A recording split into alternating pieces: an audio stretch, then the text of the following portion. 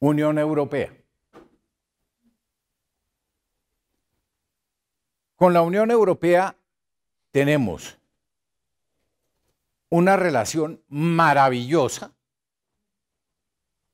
una relación muy buena, bastante estable. Hoy día, sorprendentemente, tenemos también tratado de libre comercio con la Unión Europea, que no es una negociación fácil. Ellos son 27. Y nosotros hicimos todo lo posible por construir una negociación de un tratado de libre comercio desde la comunidad andina, porque ellos lo pidieron así, que fuera un tratado de libre comercio de la comunidad andina con la Unión Europea. ¿Y saben qué pasó? Ellos pudieron, nosotros no. Ellos construyeron los consensos para tener una posición sobre cada artículo. Ojo el ejercicio. Y en ese momento eran 27. Creo que hoy son 28. Me parece que ya se sumó el otro.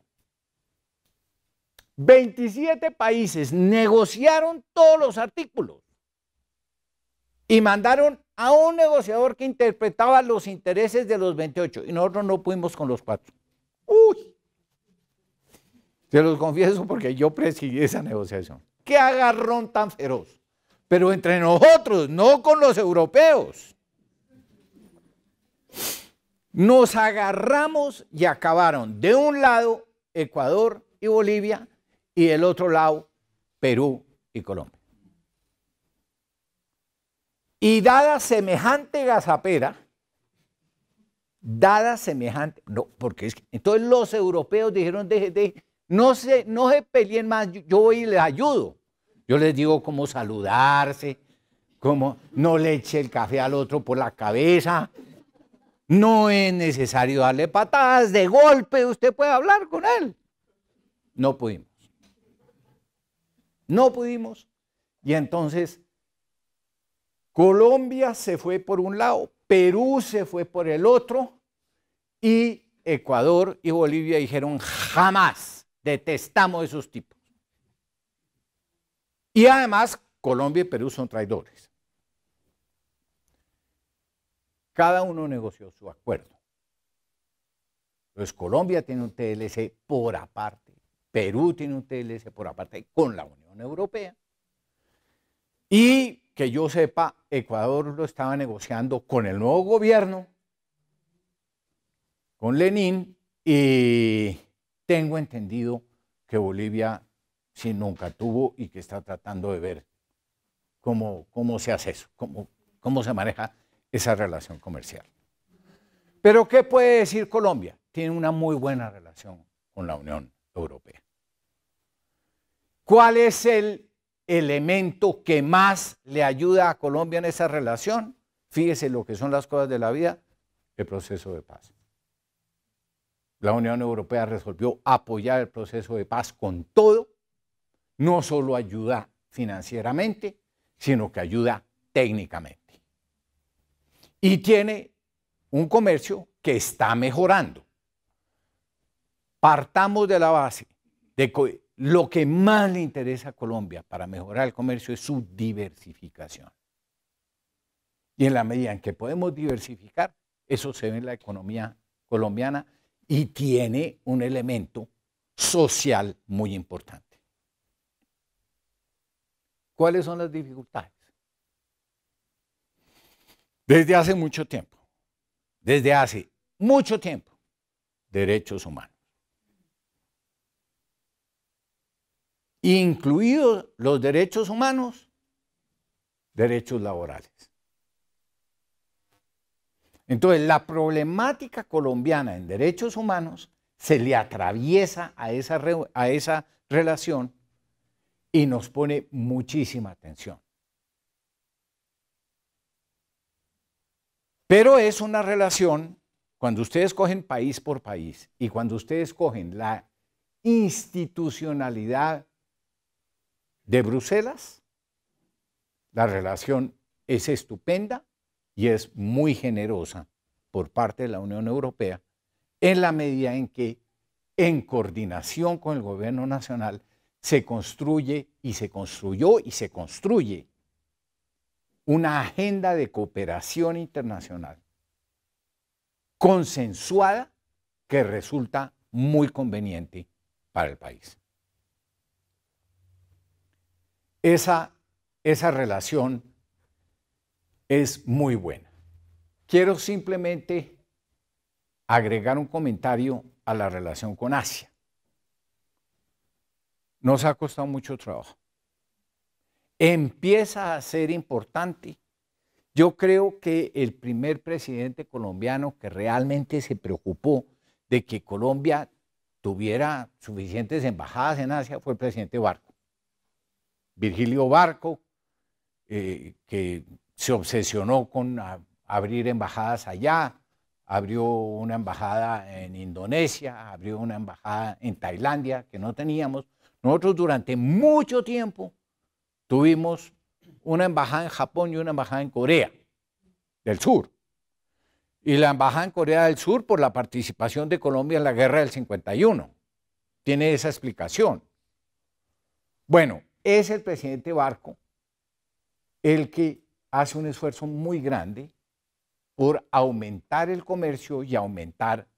El primer propósito era el comercial, pero era el deseo de aumentar la presencia de Colombia en una serie de países y abre embajadas en Indonesia, en Malasia, en Tailandia, en Singapur, donde no teníamos. Y eso se complementa con una relación hoy día mucho mejor, durante mucho tiempo muy difícil, con la China. Hoy día mucho mejor y mucho más fuerte de lo que fue en el pasado, sigue de todas maneras siendo muy débil.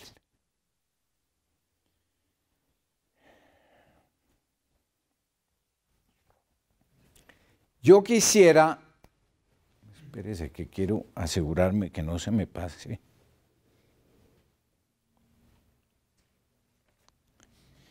Yo quisiera referirme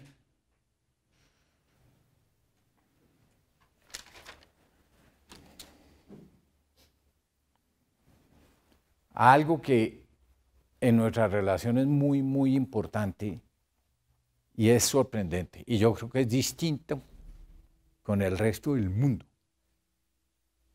Y es la relación de Colombia con la institucionalidad multilateral. Entonces, hablar de política exterior colombiana es imposible sin pasar por este tema. Y es la fuertísima presencia de las Naciones Unidas en nuestro país. Aquí hay 25 agencias de las Naciones Unidas con oficinas y operaciones permanentes. Aquí están todas las Naciones Unidas. Usted busque la oficina que quiera. Usted busque la Organización Mundial de la Salud. Tiene una oficina aquí. La OIT tiene una oficina permanente aquí. La Organización Internacional del Trabajo. El PNUD, Programa de las Naciones Unidas para el Desarrollo. La UNICEF tiene una oficina acá. La OMPI. Búsquenlas. Es enorme la presencia de los estados, del sistema de las Naciones Unidas en Colombia. Y la verdad es que es una contribución que Colombia reconoce y agradece, pero es muy evidente que empieza a preocuparle. Y aquí me voy a referir a dos elementos fuertísimos y que representan un verdadero reto para nuestro país. Y esos dos elementos son la presencia del sistema de las Naciones Unidas en la defensa, promoción y materialización de los derechos humanos. Ese experimento que nosotros hicimos Nadie lo ha hecho. ¿Y qué fue? Les cuento rápidamente los factores históricos.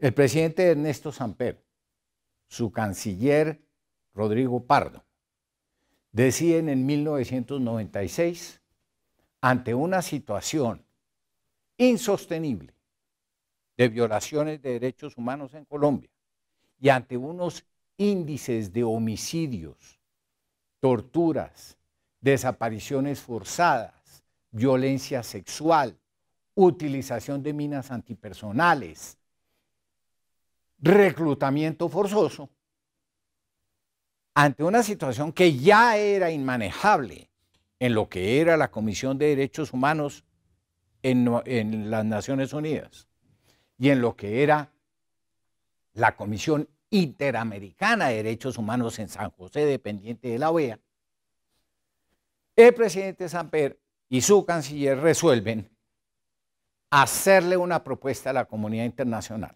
Es una propuesta que tiene dos elementos.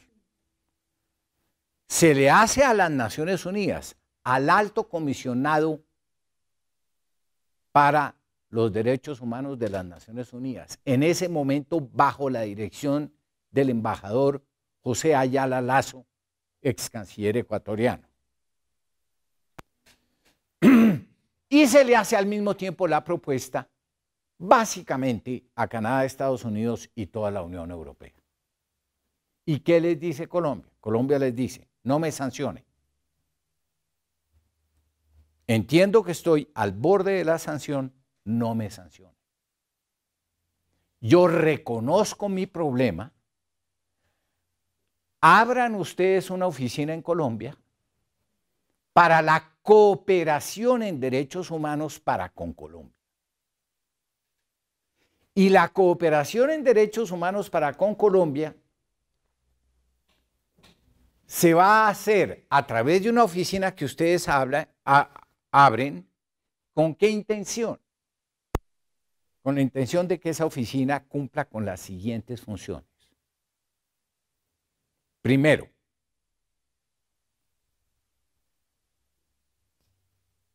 coopere con las tres ramas del poder y con la sociedad colombiana para mejorar la materialización de los derechos humanos en el territorio nacional, para cooperar en la promulgación y defensa de esos derechos. Primero, coopere. Segundo, haga un diagnóstico. Ustedes, como organismo internacional, hagan ustedes un diagnóstico anualmente, digan qué está pasando en Colombia, háganlo ustedes de tal manera que ese diagnóstico recoja toda la credibilidad. Ya no va a ser el gobierno colombiano, ni la Fiscalía, ni la Procuraduría, ni una ONG. No, ustedes, Sistema de las Naciones Unidas, hacen un diagnóstico. Entonces, coopera y hace un diagnóstico. Tercero, informa. Informe. Usted hace el diagnóstico, informe. Cuente en qué están los derechos humanos en Colombia. ¿Y a quién le van a contar? A la sociedad colombiana, obviamente al gobierno, y públicamente cuéntenle a la entonces Comisión de Derechos Humanos de las Naciones Unidas. O sea, ustedes le cuentan su diagnóstico a la comunidad internacional y a la comunidad nacional. Obviamente, recomiéndennos. Recomiéndennos. Entonces, ¿qué debemos de hacer? Pero no nos sancionen. Porque Colombia está reconociendo esto. Y está reconociendo esta realidad en el contexto del conflicto armado. Esa oficina se crea por medio de un acuerdo que establece que va a tener una estadía de entre 2 y 3 años y establece que va a tener 6 expertos. Miren lo que ha pasado. Todo eso ha pasado. Se produjeron los informes, los diagnósticos, le contaron allá, contaron acá, todo ha pasado. Todas las recomendaciones. Hoy día tiene 300 funcionarios, empezó con 6. Iba a durar 3 años y llevamos 23. Llevamos 23. Entonces, mire el reto, por eso quería hablarles, porque no se puede hablar de política exterior sin mencionar esto. Mire el reto que tiene Colombia. Si desde 1996 el acuerdo entró en vigor, en el 97 ya estaba abierta la oficina en Colombia. Hoy día hay 12 oficinas. Hay en Bogotá y hay en otras 11 capitales. Está en todos lados. Bueno, y tiene 300 funcionarios. Pero entonces yo les dejo esta pregunta. ¿Hasta cuándo? Primero, ¿es posible que un Estado soberano no sea capaz de asumir sus responsabilidades consagradas en la Constitución y en los tratados internacionales? Porque Colombia firmó todos los tratados internacionales sobre derechos humanos. El acuerdo del Pacto Internacional sobre Derechos Civiles y Políticos, el acuerdo internacional sobre derechos económicos, sociales y culturales, los acuerdos internacionales sobre los derechos de la mujer, los acuerdos internacionales sobre los derechos del niño, el acuerdo internacional que prohíbe la tortura, la discriminación racial, la discriminación, bueno, toda materia que hace parte del régimen internacional de derechos humanos obliga a Colombia porque hemos firmado todo. Entonces, incluida obviamente la Declaración Universal de los Derechos Humanos de 1948, firmada en el sistema de las Naciones Unidas. De ahí para abajo, todo. Entonces mi pregunta es la siguiente. ¿Qué debe de hacer Colombia para que el Estado colombiano asuma las responsabilidades que le corresponden? Yo digo, la oficina ha hecho un trabajo maravilloso. Maravilloso. Pero también hay que decir, Colombia tiene que un día decir, señores de las Naciones Unidas, el director de la oficina hoy día es un italiano. Antes fue un americano, antes fue un ecuatoriano, antes fue un noruego, antes fue un sueco. ¿Cuándo va a ser un colombiano? Pero no para que pierda autonomía y capacidad, para aumentársela, porque esa responsabilidad está en nuestra Constitución y Colombia tiene que recuperarla.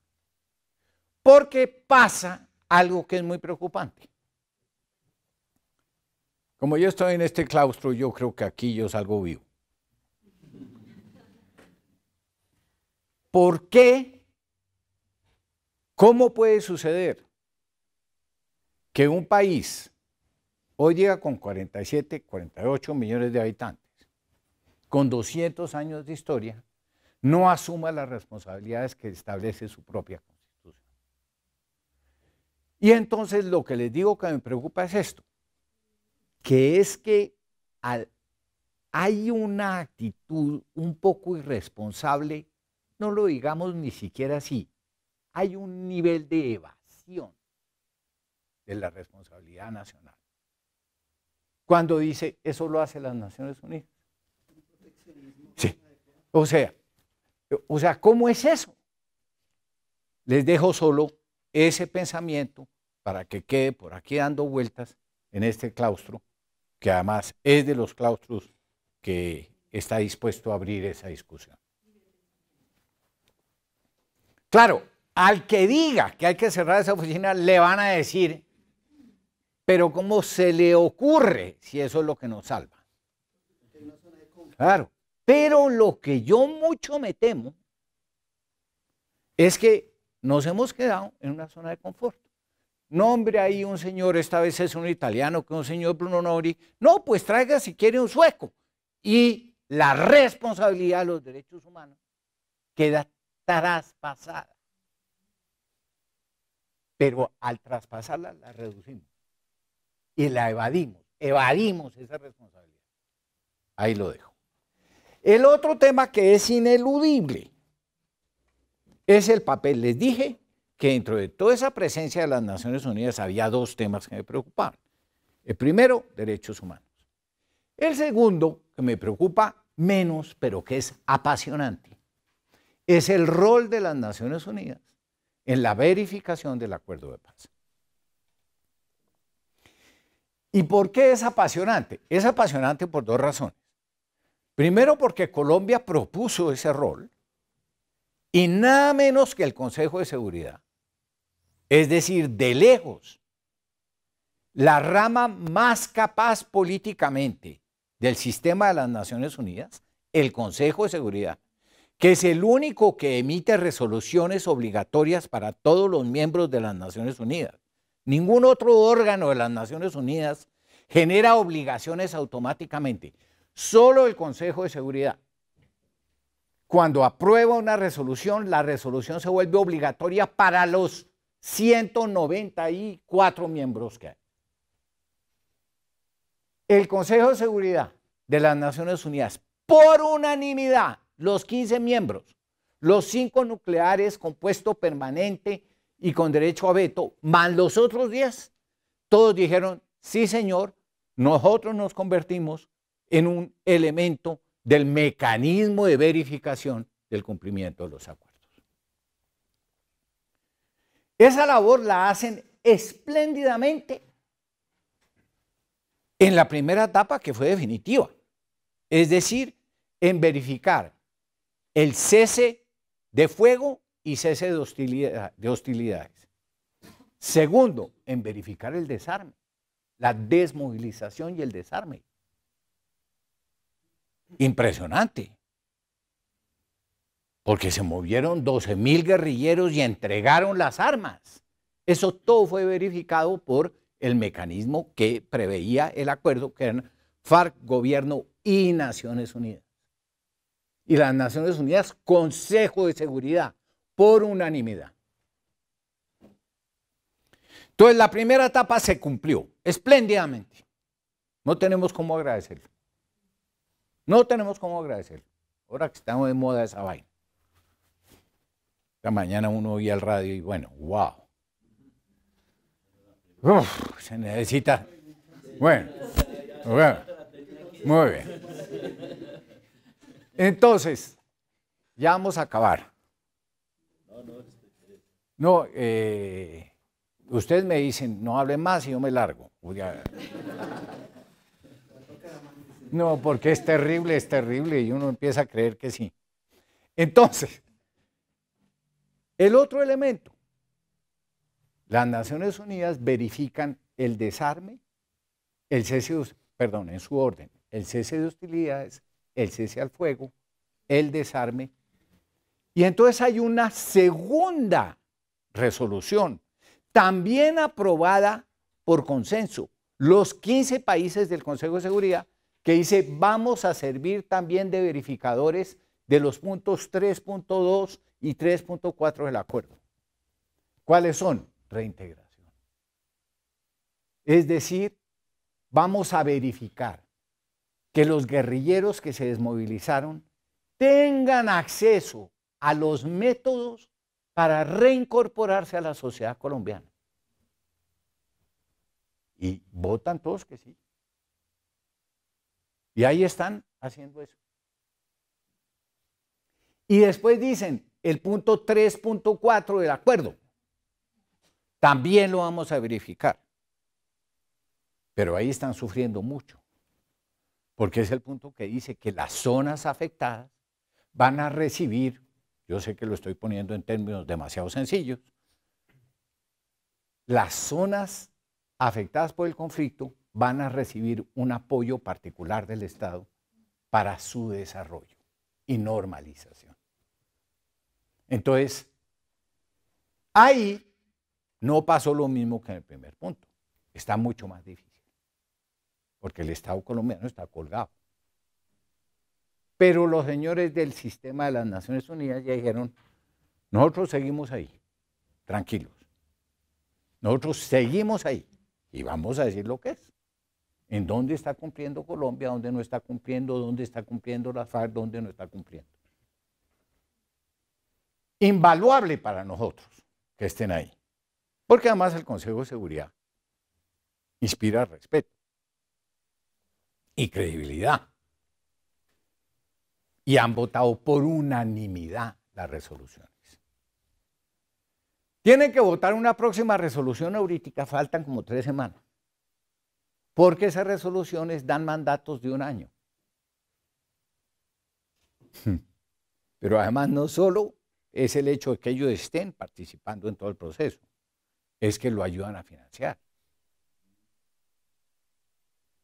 Y esa verificación representa, me parece que la sola verificación hoy día representa como 450 personas en Colombia.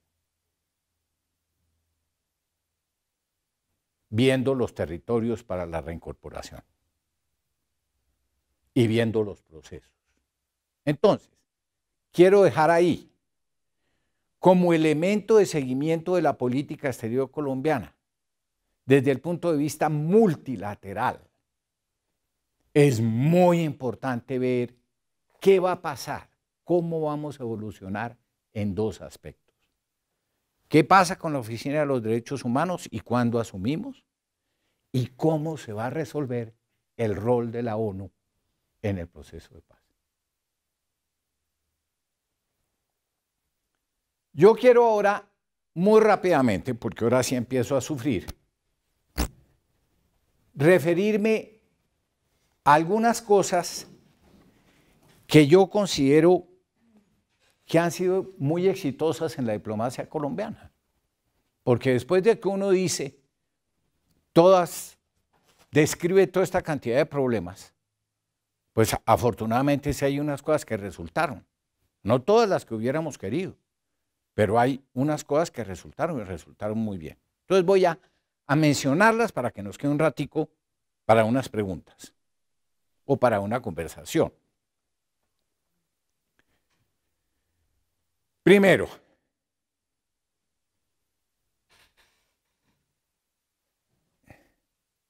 yo creo que es muy importante el éxito que logró Colombia cuando se hizo el propósito de negociar tratados de libre comercio que le generaran espacio a los productos de exportación nuestros. Eso no fue fácil, eso fue una política de Estado que yo creo que empieza, yo diría que es más o menos el presidente Gaviria, ¿no? Sí. Pero, exacto, con la apertura y digamos que eso todo coincide, más o menos coincide con el fin de la Guerra Fría, la apertura de la economía, un paso más de la globalización y la enorme presión que se generó para que las economías fueran más abiertas. Pero el hecho es que Colombia hoy día tiene TLCs con Estados Unidos, que fue dificilísimo lograrlo, con el Canadá, que fue menos difícil, pero también fue bastante difícil, con toda la Unión Europea, con EFTA, o sea, hay más de 50 países con los cuales Colombia tiene unos tratados de libre comercio que le permite poner buena parte de sus productos sin aranceles en esos mercados.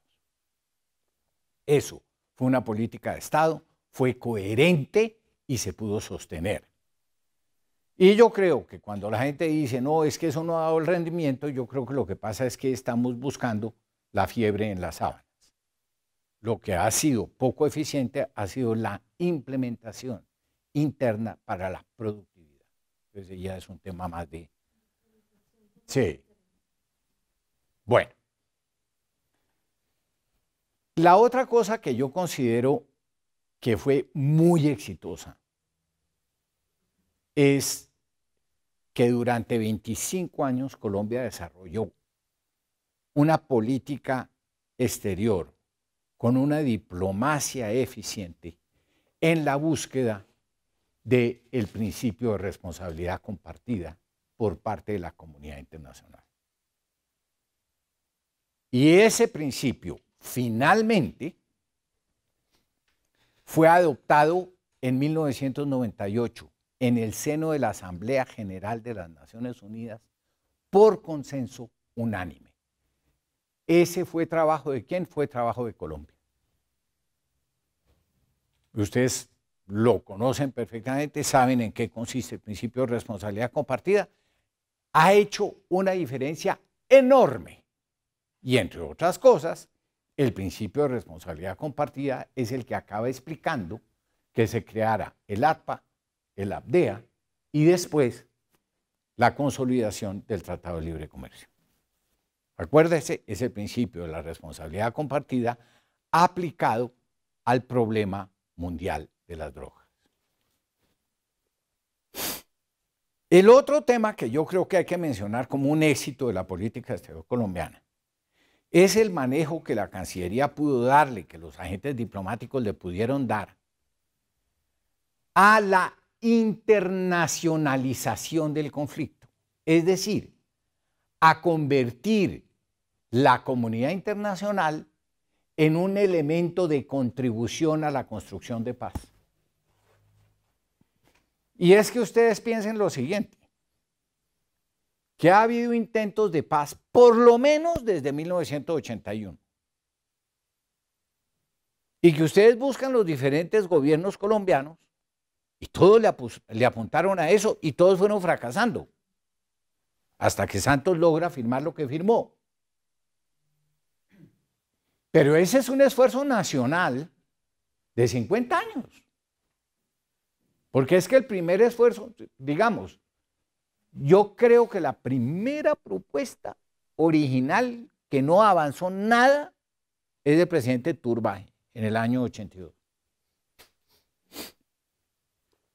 De ahí para adelante, el presidente Barco hizo un proceso de paz y desmovilizó al M-19. El presidente Gaviria hizo un proceso de paz que fracasó, pero estuvo en Tlaxcala, estuvo en Venezuela, en Caracas, primero en Tlaxcala después.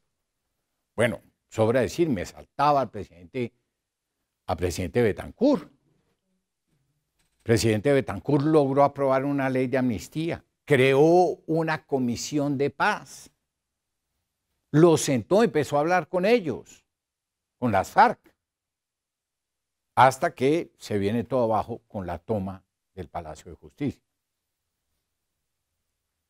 Ustedes siguen, obviamente llegamos a Pastrana, semejante esfuerzo que se hizo durante Pastrana, un fracaso contundente.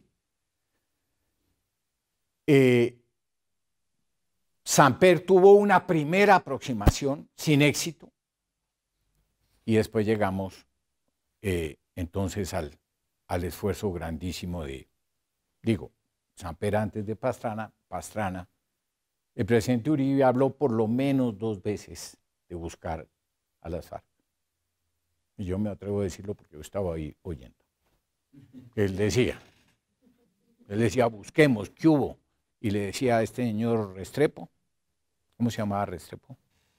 El negociador de paz de él. El comisionado, el que está en Canadá. Pero ustedes tienen que acordarse, no yo tengo 114 años. Bueno, lo que les quiero decir es que el trabajo que se ha hecho para lograr que la comunidad internacional apoyara políticamente y financieramente a los múltiples procesos de paz, desde entonces hasta que se consolida con Santos, es un mérito muy importante de la política exterior colombiana. Es un mérito muy importante de la política exterior colombiana. Por último, quiero mencionar, muy importante, la creación de la Alianza para el Pacífico, y aunque yo entiendo muy bien que detrás de esto hay una discusión, yo creo que tiene significado, que es importante porque lo vi recientemente, el acceso de Colombia a la OCDE. Ninguna de esas instituciones reciben a Colombia sin que finalmente eso repercute en una visión de una fortaleza institucional, que parece que está en la base de que Colombia siga siendo una democracia con un montón de problemas, pero una democracia, y que tenga una perspectiva. Para terminar, ¿dónde creo yo que está la gran posibilidad de Colombia hacia el futuro? En convertir a nuestro país, construyendo un consenso nacional, en el país dueño, gestor, destino de la biodiversidad. Si Colombia es capaz de hacer eso, le construimos a los jóvenes colombianos una perspectiva de país insospechada, distinta y yo creo exitosísima. Pero tenemos que ser capaces de construir un liderazgo político que tenga esa visión. Porque hay unas fuerzas, entre ellas la exaltación del populismo, que tiende a dividirnos más en lugar de construir un proyecto de país, una visión de país con unas prioridades. Yo personalmente estoy convencido de que la biodiversidad, por su conectividad con la preservación del medio ambiente y el cambio climático, la biodiversidad representa esa posibilidad para el país. Ahí lo dejo. Estoy listo para comentarios, preguntas y demás. Usted manifiesta que el éxito de Colombia es a través de esa búsqueda de la paz. ¿Sí? Entonces, con lo que es que eso va pegado a lo último que dije. Es que lo de la paz va pegada a la preservación de la biodiversidad. Y no es traído de los cabellos, pero perdón. Entonces, con lo que pasó esta mañana, con que nuevamente salió el grupo armado, ¿qué debería hacer entonces Colombia hoy? Sí, a ver.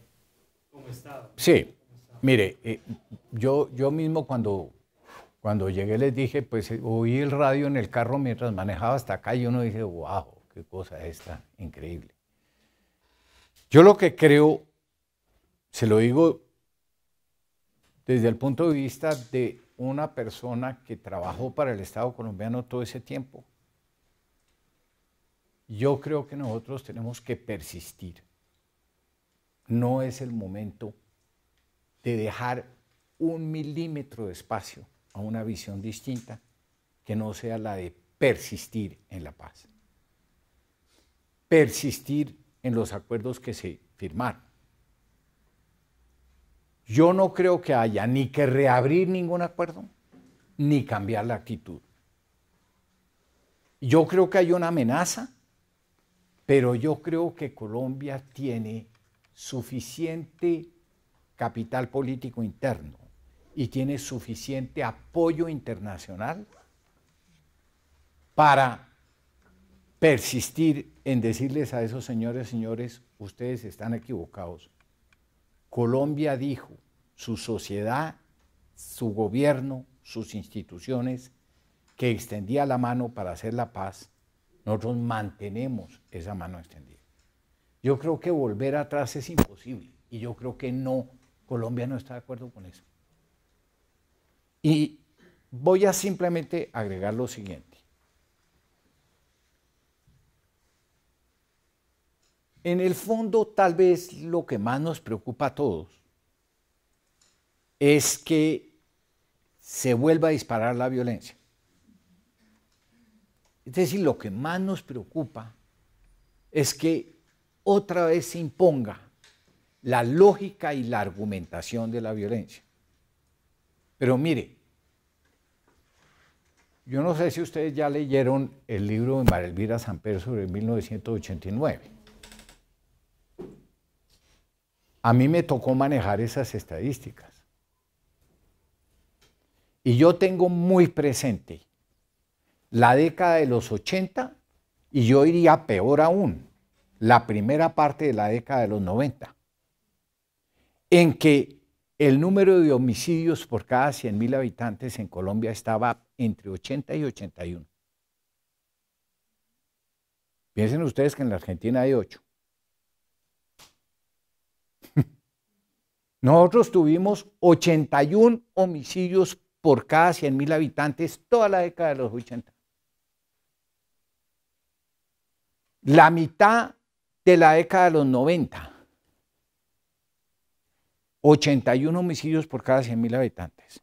No les digo secuestros, que eran 3.200, 3.300 al año. Hoy día son 220. Hoy día los homicidios en Colombia, ustedes lo pueden buscar ahí en Google, estamos, si no me equivoco, en 24, 25 homicidios por cada 100.000 habitantes. Sigue siendo muy alto, pero venimos de 80. Venimos de 80. Entonces, en relación con su pregunta, yo creo que es muy rápido para reaccionarle a esto. Y que Colombia, mire, perdóneme, me interrumpo.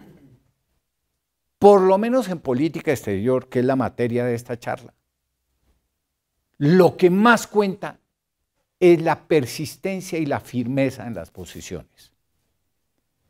Eso es lo que más cuenta. Lo que más cuesta es cambiar una posición sin tener una carga específica argumentativa.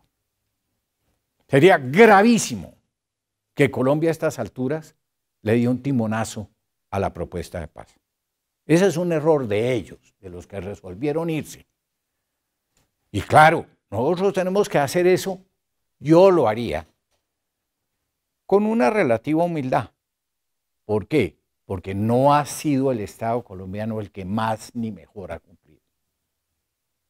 Entonces, si hay alguien que diga, mire, allá salió el señor 1 y el señor 2 y el señor 3, y cómo nos traicionaron, y cómo, y se fueron, y volvieron. Sí, nosotros podemos reclamarles. Pero ojo que el Estado colombiano también se ha visto a gatas cumpliendo las cosas. Y no siempre por falta de recursos.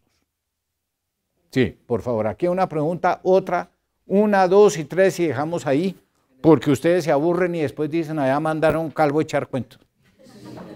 En este proceso de paz, pues vemos que al momento de crearse incluso cogen temas de procesos de paz anteriores y lo mejoran. En este sentido, pues ese proceso de paz, pues en el papel fue divinamente. La pregunta es, ¿qué tan preparado está el Estado colombiano, sus instituciones económicas, políticas, para seguir enfrentando esta situación? Porque la simple persona de la sociedad pues observa otros factores y otra objetividad de todo el proceso de paz al nivel interno del Estado colombiano. Y al firmar eso, ellos sabían perfectamente cuáles eran las dificultades que se le iban a presentar y lo que se están presentando. La pregunta es qué tan preparados están para poder mitigar y poder enfrentar todas las situaciones que se están presentando y que se van a presentar más adelante. Y si evidentemente está preparado para continuarlo, enfrentarlo y terminarlo. Sí. Mire, yo creo que el Estado colombiano no estaba ni está suficientemente preparado para resolver todos los requisitos del acuerdo. O no quiere estarlo. En el caso, parecería, yo, pero parecería que es que hay un tema político también. Yo creo que el Estado colombiano de por sí tenía unas falencias que le iban a hacer muy difíciles de tránsito. Y yo creo que cuando vimos y leímos ese texto complicadísimo de ese acuerdo, todos dijimos, wow, esto aquí va a tener problemas. Todos. Y todos los que apoyamos. Yo apoyé desde el principio y sigo apoyando la propuesta. Pero,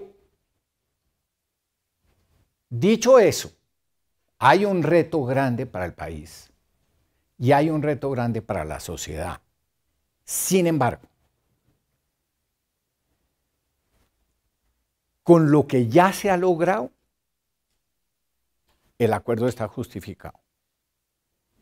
Miren ustedes, nada más en números, cuántos colombianos se han salvado. Y la forma de mirar eso es simplemente volver a lo que decía yo hace 7 minutos. Miren las estadísticas de los años 80 y de los años 90. Y vean, es que donde tenemos el problema más grave que tenemos es un problema de memoria. Porque no hemos construido una memoria colectiva que nos recuerde qué significó el conflicto en Colombia. Y entonces ahora, en un escenario distinto, nos damos el lujo de ignorar esa realidad de donde venimos. A mí me parece de dementes. Y les voy a confesar, esto sí es una experiencia puramente personal, ¿por qué me parece de dementes? Yo fui embajador 5 años ante las Naciones Unidas en Ginebra. Y durante esos 5 años, 4 años del presidente Pastrana y 1 año del presidente Uribe, todos los días, en las 27 agencias que tienen presencia aquí, todos los días me insultaban.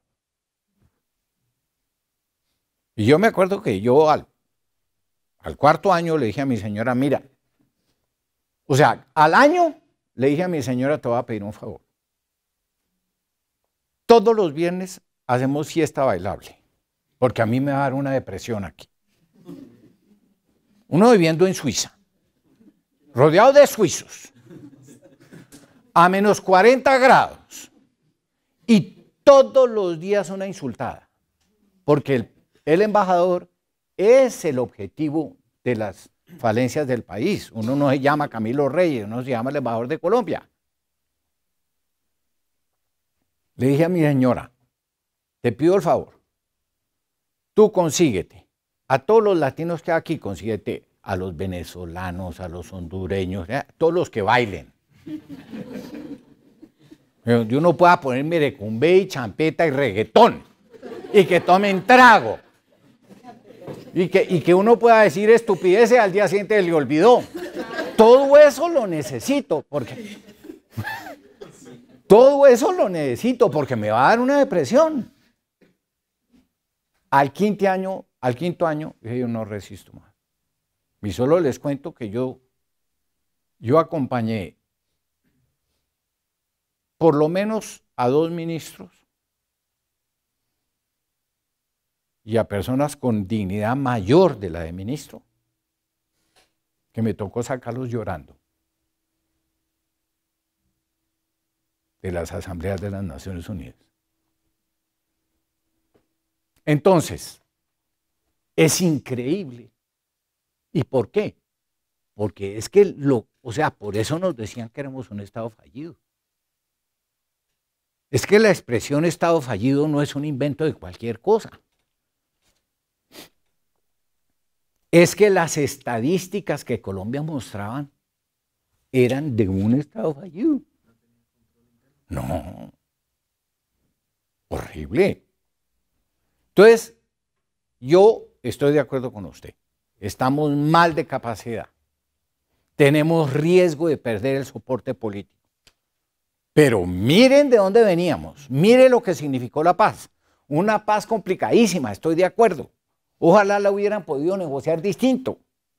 Bueno, pero eso fue lo que se pudo después de que desde el 82 se estaba tratando y estamos en el 2020. ¿Cómo vamos a perder eso?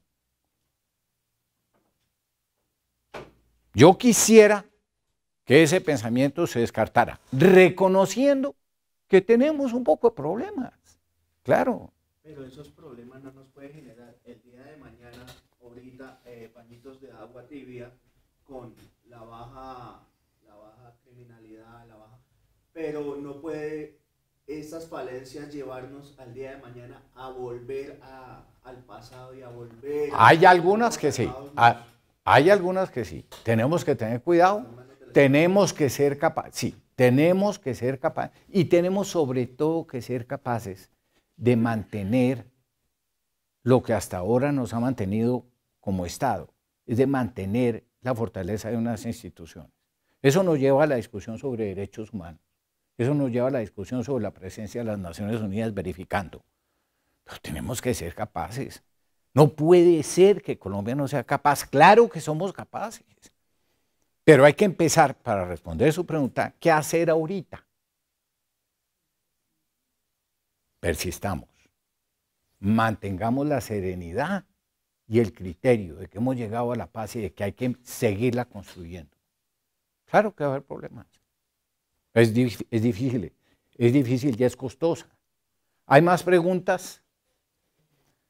Uy.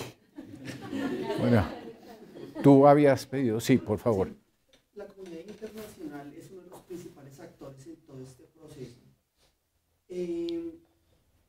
La ONU es el líder en este momento en todo este proceso también desde la comunidad internacional. Con la situación que tenemos hoy, ¿cuál puede ser esa reacción de esa comunidad internacional? Hacerle una mayor exigencia al país, al gobierno, para que esas falencias que tiene en este momento, de las cuales las disidencias de alguna manera están justificando su situación, esa comunidad internacional puede presionar de alguna manera real al gobierno para que éste reaccione, y tenemos esa capacidad de reacción en el corto plazo? A la primera parte de la pregunta, sí, y va a suceder. Porque la comunidad internacional no solo ha hecho una inversión política en apoyar a Colombia, sino que ha hecho una inversión financiera en apoyar a Colombia. Y los países que nos han apoyado tienen sus propios procedimientos de control. Entonces, por ejemplo, cuando nosotros hablamos de Paz Colombia y del hecho que el gobierno, voy a poner uno de los peores ejemplos, que es el gobierno del presidente Trump, en que es el Congreso el que resuelve apoyarnos con todo, como lo expliqué al principio de la charla. ¿Qué va a pasar ahí? Claro que ahí va a haber gente del Partido Republicano que va a decir, oiga señores, nosotros mandamos para allá 10 mil millones de dólares del Plan Colombia hasta el 2016. 10 mil millones de dólares del Plan Colombia desde el año 99 en que se inicia hasta el año 2016, más 17 y 18, 450 millones de dólares. O sea, 11 mil millones de dólares nos han dado. Alguien en el Partido Republicano va a decir, oiga, yo pido la palabra. ¿Qué pasó? Explíquenme. Claro que nos van a presionar. Claro que nos van a presionar. Y claro que nos van a decir, ojo, y claro que el gobierno se va a ver a gatas para responder.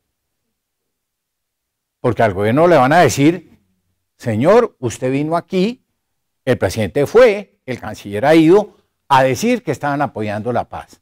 Aquí hay estos señores diciendo que ustedes rebajaron el presupuesto en la unidad de víctimas, les van a poner esa presión. Pero eso es la lógica de las cosas. A mí eso me parece que es lo lógico. Si nosotros vamos a pedir ayuda por fuera y nos comprometemos, nos van a preguntar. Nos van a preguntar. ¿Qué pienso yo? Que el gobierno colombiano, con la institucionalidad que tiene hoy día y con las dificultades que tiene hoy día, todo eso es cierto, sí puede mejorar muchas cosas. Es un tema político. Sí puede mejorar muchas cosas. Pueda que la satisfacción total de las 300 páginas negociadas no se dé. Pero, por cierto, me llamó la atención que el vocero de las FARC estaba diciendo esta mañana, mientras manejaba para acá, no señor, nosotros nos sostenemos. Esos son unos señores que resolvieron hacer eso. Nosotros nos sostenemos, creemos en el Estado y sabemos que Colombia tiene muchos problemas. Ellos tampoco están en Marte. Entonces, la respuesta a su pregunta, para ser lo más concreto posible, que no es fácil, es sí va a haber una reacción de la comunidad internacional, sin duda alguna. Y le van a poner presión. Y que si Colombia podría, claro que podría. Sí creo. va a tener dificultades y va a haber cosas a las cuales o no le alcanza la plata o le toca pedir prestado donde no pueda pedir prestado, o mejor dicho, eso no va a ser fácil, pero que Colombia puede hacer las demostraciones de su compromiso con la institucionalidad de los recursos, sí puede. Una última pregunta. Usted dirá, Carolina, no nos podemos quedar aquí. No. Ya, pues, yo creo, ¿cuántas preguntas quedan? ¿2? Yo creo que la última. La última. Y igual ahorita tenemos ya un receso, que es un café para... Bueno. Una pregunta más. Yo no sé quién. Que tú estabas allá. Bueno. Doctor, muchas gracias por su exposición. Desde su punto de vista, ¿cuál sería la política interna que debería enfrentar o que debería desarrollar Colombia para generar competitividad a una productividad que, si bien las relaciones exteriores ha generado un mercado grandísimo? Sí, O sea, pero no lo satisface. Sí. Pero el problema es cómo responder a ese mercado porque nuestro aparato productivo es incipiente. ¿Qué política interna debería, desde su punto de vista, desarrollar Colombia para poder responder? Porque frente a toda esa problemática social de la paz va a afectar a un elemento que es la productividad. Y si no contestamos o si no tenemos con qué responder a esa apertura del mercado, lo lógico es que ese mercado venga a Colombia. Sí. Yo creo que habría que hacer dos cosas. La primera es que nosotros hemos sido flojos y poco eficientes en las reformas internas institucionales para contribuir a la competitividad. Y ahí me quiero referir a dos organismos puntuales del Estado, al INVIMA y a la DIAN. Yo creo que hay una institucionalidad colombiana, es una burocracia colombiana, grandota, gigantesca. Cuando digo grandota y gigantesca no es comparada ni a Estados Unidos ni a Rusia, es comparada al resto de América Latina, a una sociedad y a un mercado como el nuestro, una economía como la nuestra. Pero tenemos unas instituciones con unos presupuestos pesados y con una eficiencia muy cuestionable. Y eso ha sido pura falta de fuerza y de capacidad política para hacer esas reformas. Y lo veíamos desde la Cámara, con Carolina lo trabajamos desde la Cámara. Hicimos de la Cámara Colomboamericana donde yo estuve, hacíamos lo posible por conseguir la plata para que nos ayudaran a las reformas al INVIMA, al ICA, a la DIAN. Si hiciéramos eso, eso sería una contribución muy importante para la productividad del país, es decir, para la competitividad del país. A nosotros nos pasa, a los colombianos, que nos traga la vida política. O sea, el argumento político se lleva la energía de la nación. No hacemos otra cosa que pelear por un discurso cuando hay unas cosas puntuales que le harían la vida tan distinta al empresario y al simple campesino que tiene la capacidad de producir. Entonces, esa es una cosa puntual. Hay otra cosa que requiere más esfuerzo y más inversión, pero que también hemos visto que por pura falta de administración, que es la infraestructura. Sí hemos avanzado en la infraestructura, pero hemos avanzado muy mal en la infraestructura. Y seguimos teniendo problemas absurdos con unas obras muy importantes para el país. O sea, a mí me duele decirle, yo tengo 69 años de edad. Y de esos 69, 59 esperando la vía al llano. Porque mi papá era llanero y tenía una finca en los llanos. Yo no me podía ir por la carretera.